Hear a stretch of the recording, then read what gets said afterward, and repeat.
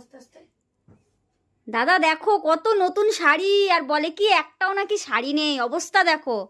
কি এগুলো? কি নতুন শাড়ি না তো? কি এগুলো? তোমাকে কে বলেছে আমার জিনিসে হাত দিতে? হ্যাঁ, নিজে বলতো শাড়ি নেই, তাহলে এগুলো কোথা থেকে এলো? এগুলো এইগুলো এগুলো পরিনি বটে, কিন্তু এগুলো আমার বাপের বাড়ি থেকে দেওয়া শাড়ি। বাপের বাড়ি থেকে টাকাটা দিলাম আমি, আর বাপের বাড়ি থেকে শাড়ি? তুমি কি দেখেছো আমার শাড়িটা কিনতে? পয়সাটা তো তুমি কিন্তু কালকে কিন্তু বলেছিলে। পয়সাটা তো তুমি আমার বাড়ি থেকে নিলে। আমি তোমার থেকে নিয়ে এই শাড়িগুলো কিনিনি। টাকাগুলো কি করলে? এই তুই জানিস আমি শাড়ি কিনেছি যে এই টাকা দিয়ে? আমি নিজেই তো নিয়ে এসেছি। তুই ওখান থেকে নিয়ে এসেছিস হয়তো, বাবার বাড়ি থেকে আমার। তা বলছি আর আলমারিগুলো খুলে দেখাবো শাড়ি আছে কিনা, নতুন শাড়ি। আমার নতুন বছরে নতুন শাড়ি লাগবে ব্যাস, আমি এত কথা জানি না। তুমি শাড়ি আমাকে কে বলেছে আমার আলমারি খুলে সবকিছু ঘাটাঘাটি করতে? আমার একটা দরকার ছিল তাই আমি খুলছিলাম, দেখলাম সেই শাড়ি আমার ঘাড়ে পড়ছে। কি করে রাখলে তুমি আমার শাড়িগুলোকে ইয়ে করে?